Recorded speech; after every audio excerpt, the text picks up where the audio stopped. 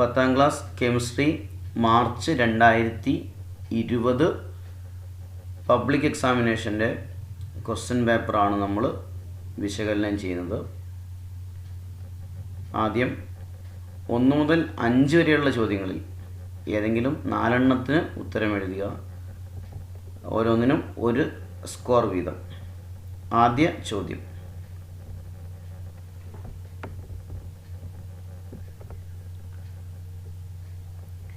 F സബ്ഷെല്ലിൽ ഉൾക്കൊള്ളാവുന്ന പരമാവധി ഇലക്ട്രോണുകളുടെ എണ്ണം എത്ര? ഉത്തരം 14.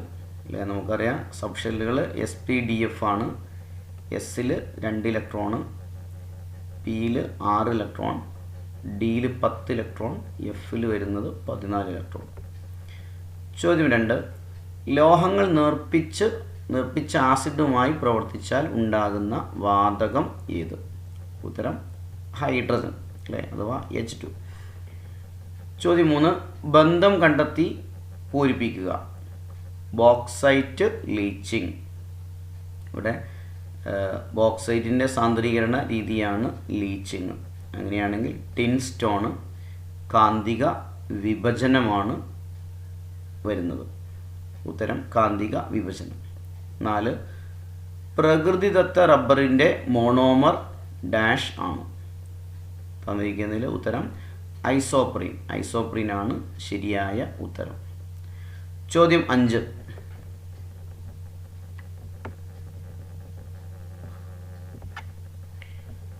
STPയിൽ സ്ഥിതി ചെയ്യുന്ന 1 മോൾ ഏത് വാതകത്തിൻ്റെയും വ്യാപ്തം ഡാഷ് ലിറ്റർ ആയിരിക്കും? ഉത്തരം 22.4 ലിറ്റർ.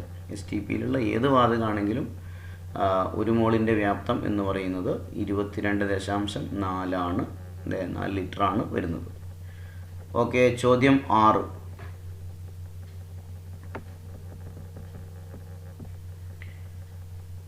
6 മുതൽ 10 വരെ ചോദ്യങ്ങളിൽ ഏതെങ്കിലും 4 എണ്ണത്തിനാണ് ഉത്തരം എഴുതേണ്ടത്. 2 മാർക്ക് വീതം. ചോദ്യം 6: താഴെ തന്നിരിക്കുന്ന സന്ദർഭങ്ങളുമായി ബന്ധപ്പെട്ട വാതക നിയമങ്ങൾ ബോക്സിൽ നിന്ന് തിരഞ്ഞെടുത്തെഴുതുക. ബോക്സിൽ ബോയിൽ നിയമം, ചാൾസ് നിയമം, അവഗാഡ്രോ നിയമം, ഈ നിയമങ്ങളാണ് കൊടുത്തിട്ടുള്ളത്. എ: വായു നിറച്ച ഒരു ബലൂൺ വെയിലത്ത് വെച്ചാൽ അല്പസമയത്തിനു ശേഷം പൊട്ടുന്നു. ഇത് ചാൾസ് നിയമമാണ്, അല്ലേ. താപനില കൂടുമ്പോൾ വ്യാപ്തം കൂടുന്നതാണ് കാരണം, അല്ലേ. അത് ചാൾസ് നിയമവുമായി ബന്ധപ്പെട്ടതാണ്. ചോദ്യം ബി: ഒരു അക്വേറിയത്തിൻ്റെ ചുവട്ടിൽ നിന്ന് ഉയരുന്ന വായു കുമിളയുടെ വലുപ്പം മുകളിലേക്ക് എത്തുന്തോറും കൂടി വരുന്നു. അത് ബോയിൽ നിയമവുമായി ബന്ധപ്പെട്ടതാണ്. മർദ്ദവും വ്യാപ്തവും തമ്മിലുള്ള വിപരീത അനുപാതമാണ് ബോയിൽ നിയമത്തിൽ വരുന്നത്. ചോദ്യം 7. ചോദ്യം: താഴെ തന്നിരിക്കുന്നവയിൽ CRൻ്റെ ക്രോമിയമാണ്. ക്രോമിയത്തിൻ്റെ ശരിയായ സബ്ഷെൽ ഇലക്ട്രോൺ വിന്യാസം കണ്ടെത്തുക. ഇവിടെ ക്രോമിയത്തിൻ്റെത് രണ്ടാമത് വരുന്നതാണ്. 1s2 2s2 2p6 3s2 3p6 3d5 4s1, അല്ലേ. ഇതാണ് ക്രോമിയം. ഇതിലെ ബി ചോദ്യം: ഈ ഇലക്ട്രോൺ വിന്യാസം തിരഞ്ഞെടുക്കാൻ കാരണമെന്ത്? അപ്പോൾ ഇവിടെ ഈ 3D സബ്ഷെല്ലിൻ്റെ പ്രത്യേകതയാണ്. 3D സബ്ഷെല്ലിൽ ക്രോമിയത്തിൽ 5 ഇലക്ട്രോൺ, അല്ലേ, ആണുള്ളത്. ഈ 3Dക്ക് ഒരു പ്രത്യേകത ഉണ്ട്. 3D പകുതി നിറഞ്ഞിരിക്കുന്ന സമയത്ത്, അതല്ലേ, അതായത് D സബ്ഷെല്ലിൽ പകുതി നിറഞ്ഞിരിക്കുന്ന സമയത്തും സ്ഥിരത ഉണ്ടായിരിക്കും ആ മൂലകത്തിന്. പകുതി നിറഞ്ഞ D സബ്ഷെല്ലിൽ വരുന്ന ഇലക്ട്രോൺ വിന്യാസത്തിന് സ്ഥിരത കൂടുതൽ ഉണ്ടായിരിക്കും. അതാണ് തിരഞ്ഞെടുക്കാനുള്ള കാരണം. ഇതുപോലെ തന്നെയാണ് കോപ്പർ 29 ആണ്. അപ്പോൾ കോപ്പർ അവസാനം 1s2 2s2 2p6 3s2 3p6 3d10 4s1, അല്ലേ. ഇവിടെ 3Dയിൽ മുഴുവനായും നിറഞ്ഞിരിക്കും, അല്ലേ. കോപ്പറിൻ്റെ കേസും ഒന്ന് മനസ്സിലാക്കുക. ഇനി ചോദ്യം 8.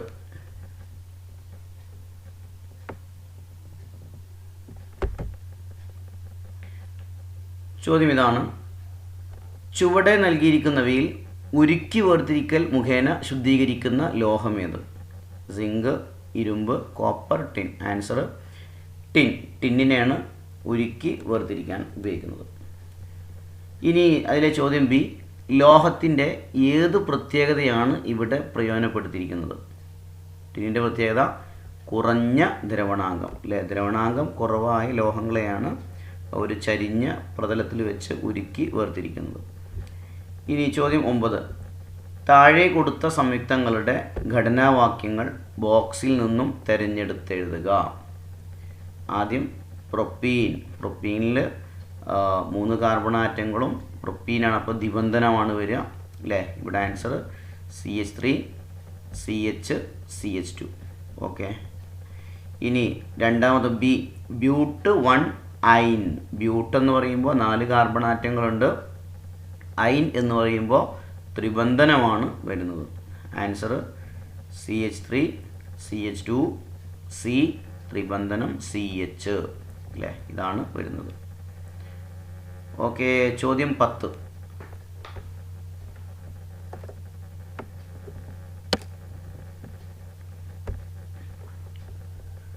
ഇതിലെ ചോദ്യം, വ്യാവസായികമായി എഥനോൾ നിർമ്മിക്കുന്നതെങ്ങനെ? ഉത്തരം, നേർപ്പിച്ച മൊളാസസിൽ ഈസ്റ്റ് ചേർത്ത് ഫെർമെൻറ്റേഷൻ നടത്തിയാണ് വ്യാവസായികമായി എഥനോൾ നിർമ്മിക്കുന്നത്. നേർപ്പിച്ച മൊളാസസിൽ ഈസ്റ്റ് ചേർത്ത് ഫെർമെൻറ്റേഷൻ നടത്തിയാണ് എഥനോൾ നിർമ്മിക്കുന്നത്. ചോദ്യം ബി. വ്യാവസായിക ആവശ്യങ്ങൾക്ക് ഡീനേച്ചേർഡ് സ്പിരിറ്റ് ഉപയോഗിക്കുന്നു. എന്താണ് ഡീനേച്ചേർഡ് സ്പിരിറ്റ്? ഉത്തരം, മദ്യപാനത്തിന് വേണ്ടി ദുരുപയോഗപ്പെടുത്താതിരിക്കാൻ വ്യാവസായിക ആവശ്യത്തിനുള്ള എഥനോളിൽ വിഷപദാർത്ഥങ്ങൾ ചേർക്കാറുണ്ട്. ഇങ്ങനെ ഉണ്ടാക്കുന്ന ഉൽപ്പന്നമാണ് ഡീനേച്ചേർഡ് സ്പിരിറ്റ് എന്നറിയപ്പെടുന്നത്. സാധാരണ ഇവിടെ ചേർക്കുന്നത് മെഥനോളാണ് എഥനോളിൽ ചേർക്കാറുള്ളത്. എഥനോളിൽ ചേർക്കുന്ന വിഷപദാർത്ഥമാണ് മെഥനോൾ. എഥനോളിൽ മെഥനോൾ ചേർത്ത പദാർത്ഥമാണ് ഡീനേച്ചേർഡ് സ്പിരിറ്റ് എന്ന പേരിൽ അറിയപ്പെടുന്നത്. ഓക്കെ. ചോദ്യം 11.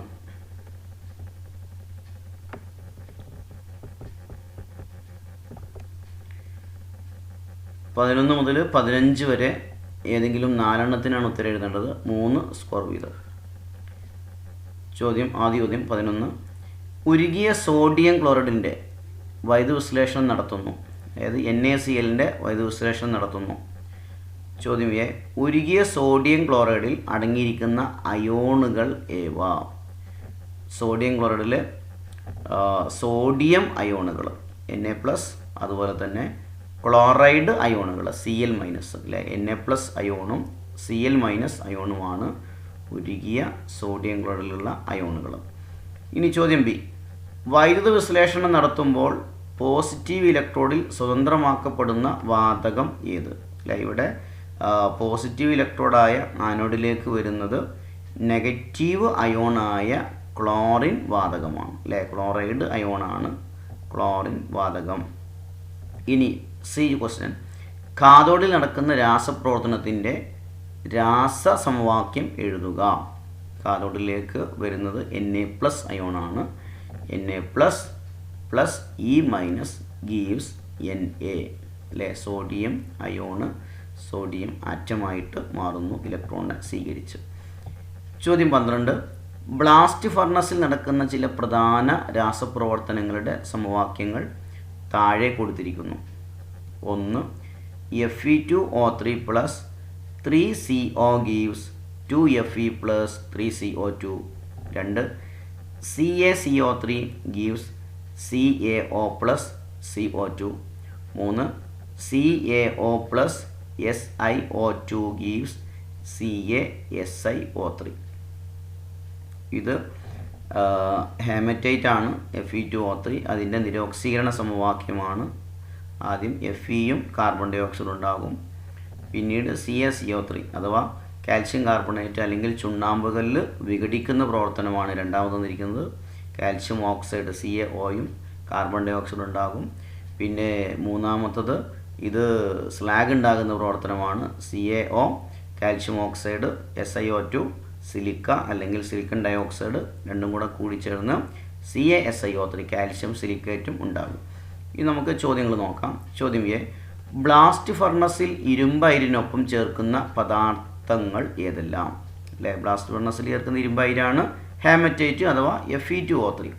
അതിൻ്റെ കൂടെ ഒന്ന് ചുണ്ണാമ്പുകല്ല് അഥവാ CaCO3 കാൽഷ്യം കാർബണേറ്റ്, കോക്ക് അഥവാ കാർബൺ. ഇനി ചോദ്യം ബി, ഇവിടെ നിരോക്സീകാരിയായി പ്രവർത്തിക്കുന്ന സംയുക്തം ഏത്? നിരോക്സീകാരിയായി പ്രവർത്തിക്കുന്നത് CO അഥവാ കാർബൺ മോണോക്സൈഡ്. ചോദ്യം സി, സ്ലാഗ് രൂപീകരണത്തിൻ്റെ സമവാക്യം തിരഞ്ഞെടുത്ത് എഴുതുക. ഇവിടെ തന്നിരിക്കുന്നതിൽ മൂന്നാമത്തെ സമവാക്യമാണ് സ്ലാഗ് ഉണ്ടാകുന്ന പ്രവർത്തനം. അതായത് calcium oxide CaO plus silicon dioxide അഥവാ silica SiO2 gives CaSiO3 calcium silicate. ഇതാണ് സമവാക്യം. ചോദ്യം 13.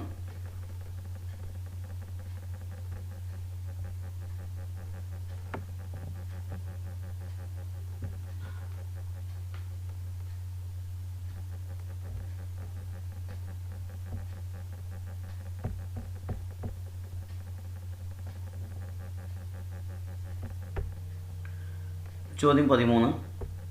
മെയ്ഥൈനിൻ്റെ മോളിക്കുലർ മാസ് 16 ആണ്.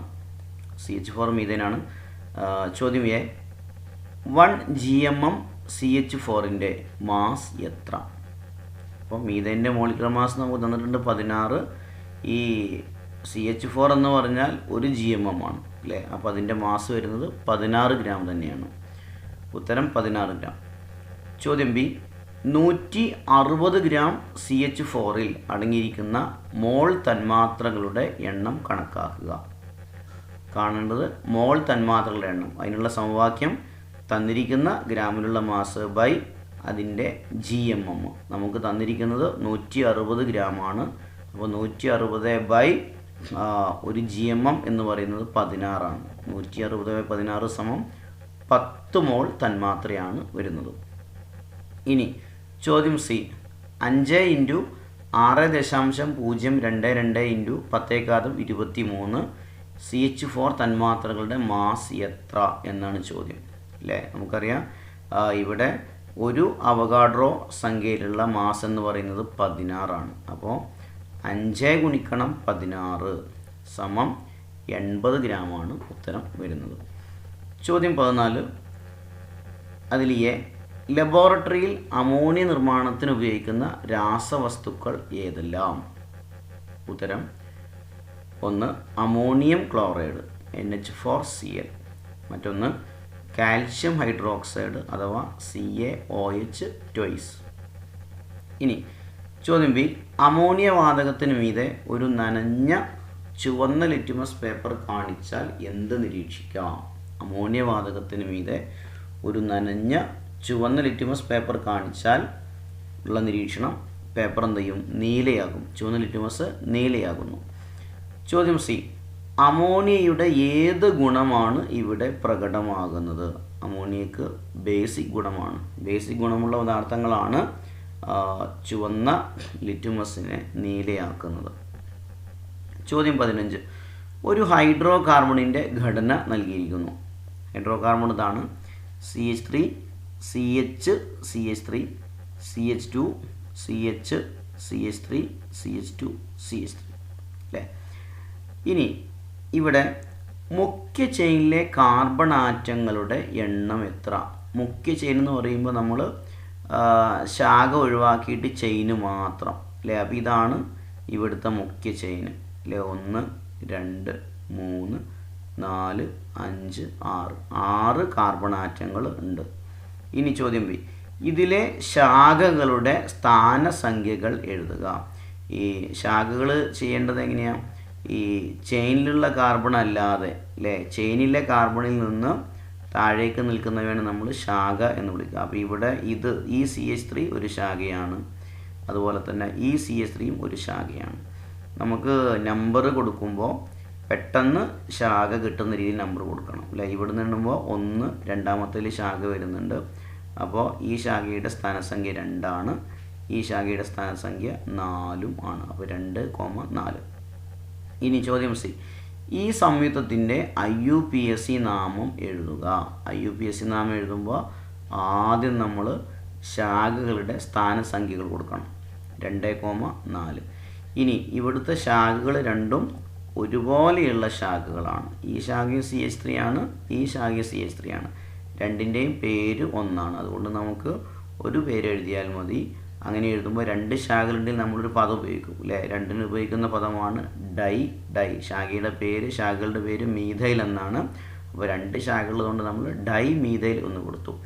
ഇനി ചെയിനിൻ്റെ പേര് 6 കാർബണുള്ള ചെയിനാണ്, ഹെക്സൈൻ അല്ലേ. അപ്പോൾ 2,4 ഹൈഫൺ വേണം, ഡൈമീഥൈൽ ഹെക്സൈൻ. വായിക്കുമ്പോൾ 2,4 ഡൈമീഥൈൽ ഹെക്സൈൻ എന്ന് വരും. ഓക്കെ. അടുത്ത ചോദ്യം 16.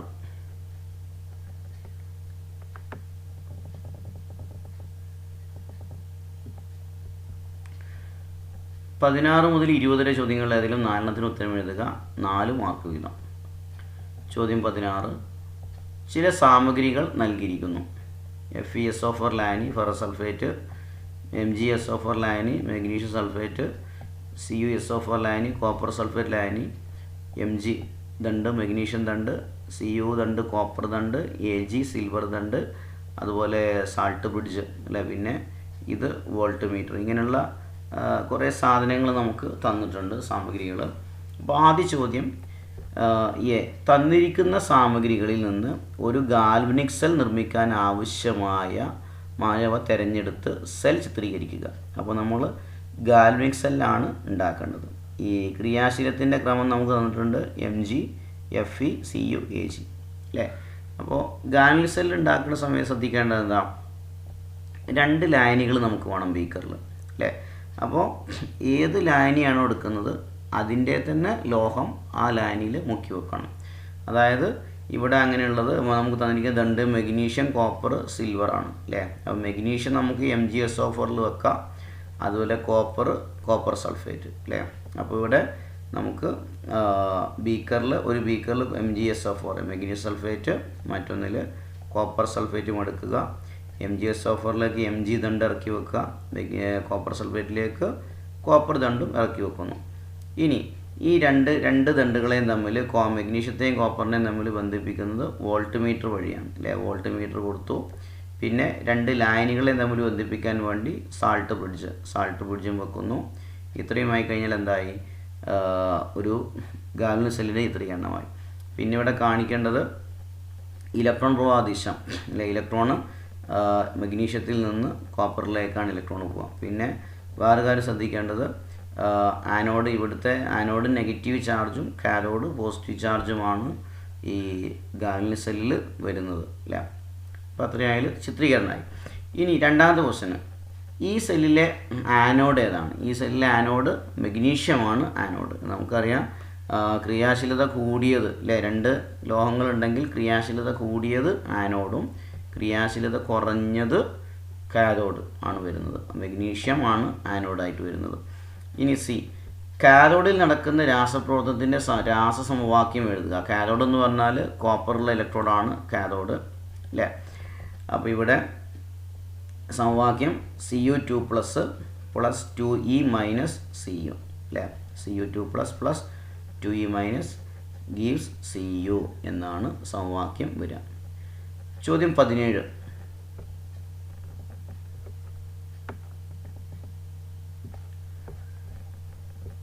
N2 + 3H2 gives 2NH3 + താപം. ഒരു ഉഭയദിശാ പ്രവർത്തനമാണ്, അറിയാം. എന്ന ഉഭയദിശാ പ്രവർത്തനത്തിൻ്റെ ഗ്രാഫ് നൽകിയിരിക്കുന്നു.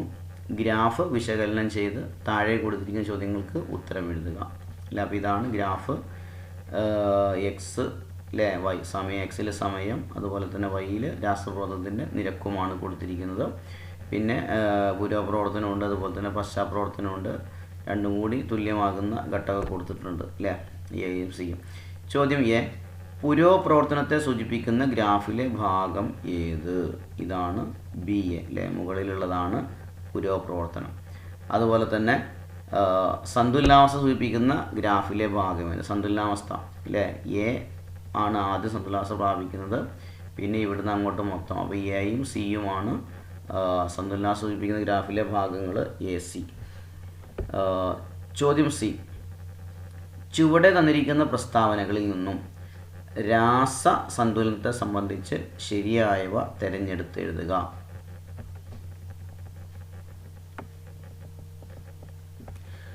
അപ്പോൾ സന്തുലനാവസ്ഥയെ സംബന്ധിക്കുന്ന പ്രസ്താവനകൾ ഇവിടെ ശരിയായിട്ടുള്ളത്, ആദ്യം തന്നിരിക്കുന്ന സന്തുലനാവസ്ഥയിൽ വ്യൂഹം തന്മാത്രത്തിൽ നിശ്ചലമാണ്, അത് ശരിയല്ല. 2, അഭികാരങ്ങളും ഉൽപ്പന്നങ്ങളും സഹവർത്തിക്കുന്നു, അത് ശരിയാണ്. 3, പുരോ പശ്ചാത് പ്രവർത്തന നിരക്കുകൾ തുല്യമായിരിക്കും, അതും ശരിയാണ്. പിന്നെ 4, തുറന്ന വ്യൂഹത്തിലാണ് രാസസന്തുലനം നടക്കുന്നത്, അത് ശരിയല്ല. അപ്പോൾ ഇവിടെ 2ഉം 3ഉമാണ് ശരിയായിട്ടുള്ളത് അല്ലേ. അഭികാരങ്ങളും ഉൽപ്പന്നങ്ങളും സഹവർത്തിക്കുന്നു, പുരോ പശ്ചാത് പ്രവർത്തന നിരക്കുകൾ തുല്യമായിരിക്കും. ഓക്കെ. ഇനി അടുത്ത ചോദ്യം.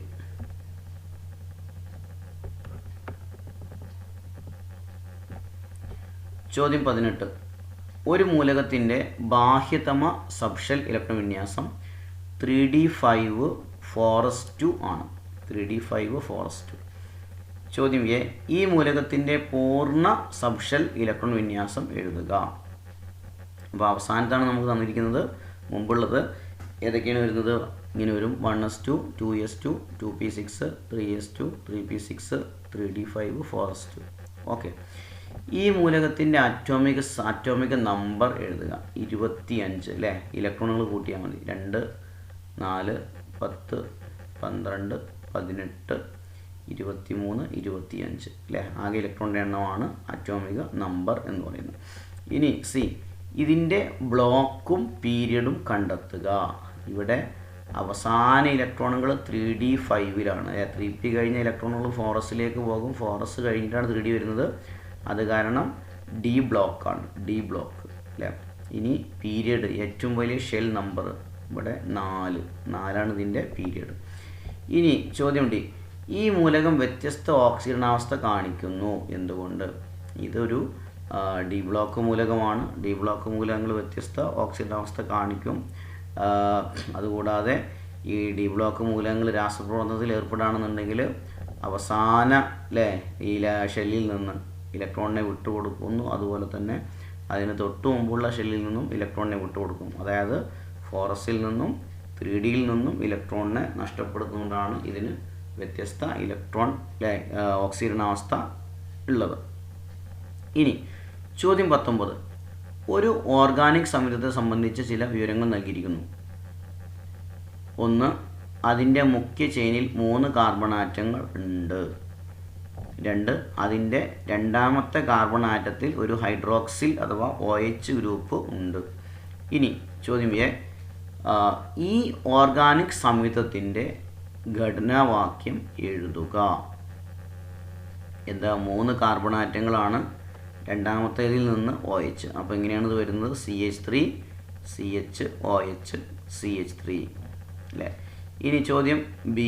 ഇതിൻ്റെ തന്മാത്രാ സൂത്രം എഴുതുക. തന്മാത്രാ സൂത്രം എഴുതുമ്പോൾ നമ്മൾ എല്ലാം ഒന്നിച്ച് എഴുതിയാൽ മതി. എത്ര കാർബൺ ആറ്റങ്ങളുണ്ട്? 1 2 3. അപ്പോൾ C3 H എത്ര ഉണ്ട്? 3 4 7 1 8. അപ്പോൾ C3H8 ഒരു ഓക്സിജൻ അല്ലേ. ഇതാണ് വരുന്നത്. ചോദ്യം സി. ഈ സംയുക്തത്തിൻ്റെ ഒരു ഫങ്ഷണൽ ഐസോമറിൻ്റെ ഘടനാവാക്യവും അതിൻ്റെ IUPAC നാമവും എഴുതുക. അപ്പോൾ ഇവിടെ ഈ ഐസോമർ എന്ന് പറഞ്ഞാൽ തന്മാത്രാവാക്യം ഒന്ന്, പക്ഷേ വ്യത്യസ്ത ഘടനാവാക്യം അല്ലേ ആയിട്ട് വരണം. ഇവിടെ ഫങ്ഷണൽ ഐസോമറാണ്. അപ്പോൾ ഫങ്ഷണൽ ഗ്രൂപ്പിൻ്റെ വ്യത്യാസങ്ങളുണ്ടാകുന്ന ഐസോമറുകളെയാണ് നമ്മൾ ഫങ്ഷണൽ ഐസോമർ എന്ന് പറയാം. അപ്പോൾ ഇവിടെ വരുന്നത് OH എന്ന് പറയുന്ന ഫങ്ഷണൽ ഗ്രൂപ്പാണ്. ഇനി നമുക്ക് ഈഥർ അല്ലേ ഓ ഫങ്ഷണൽ ഗ്രൂപ്പ് വരുന്നത് നമുക്ക് എഴുതാം. അപ്പോൾ CH3 O CH2 CH3. ഇതിൻ്റെ IUPAC നാമം മീഥോക്സി ഈഥേൻ എന്നാണ്. ഇത് നമുക്ക് തിരിച്ചും എഴുതാം. CH3 CH2 O CH3. രണ്ടും ശരി തന്നെയാണ് അല്ലേ. ഇനി ചോദ്യം 20.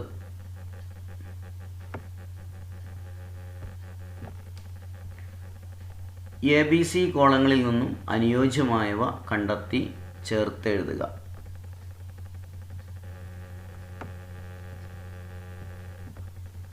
അപ്പോൾ ഇവിടെ നമുക്ക് 3 കോളങ്ങളുണ്ട്, A B C. A column അഭികാരങ്ങൾ, ബി കോളം ഉൽപ്പന്നങ്ങൾ, 3 രാസപ്രവർത്തനത്തിൻ്റെ പേര്. അപ്പോൾ ഇവിടെ രാസപ്രവർത്തനങ്ങൾ അഡീഷൻ ഉണ്ട്, താപീയ വിഘടനം ഉണ്ട്, ജ്വലനം ഉണ്ട്, ആദേശ രാസപ്രവർത്തനങ്ങളുണ്ട് അല്ലേ.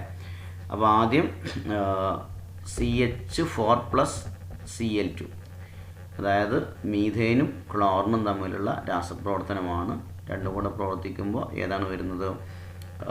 ആദേശ രാസപ്രവർത്തനമാണ് വരിക. അപ്പോൾ അല്ലേ, ഒരു ഹൈഡ്രജൻ പോയിട്ട് പകരം ആ സ്ഥാനത്തേക്ക് ക്ലോറിൻ വരും.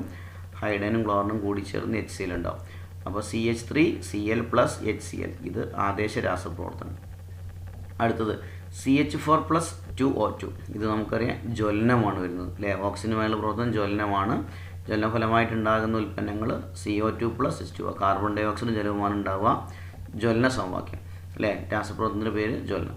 ഇനി അടുത്തത് CH3CH2CH3 അല്ലേ, ഇത് താപീയ വിഘടനമാണ്. ഇങ്ങനെ വന്നു കഴിഞ്ഞാൽ അത് CH2 ദ്വിബന്ധനം CH2+CH4 താപീയ വിഘടനം. അവസാനം CH ത്രിബന്ധനം CH+H2, ഇത് നമുക്കറിയാം അഡീഷനാണ്. ഇവിടെ CH2 ദ്വിബന്ധനം CH2 അഡീഷൻ പ്രവർത്തനം അല്ല. അപ്പോൾ ഇത്രയാണ് ചോദ്യങ്ങളുള്ളത്. നന്നായിട്ട് മനസ്സിലാക്കുക.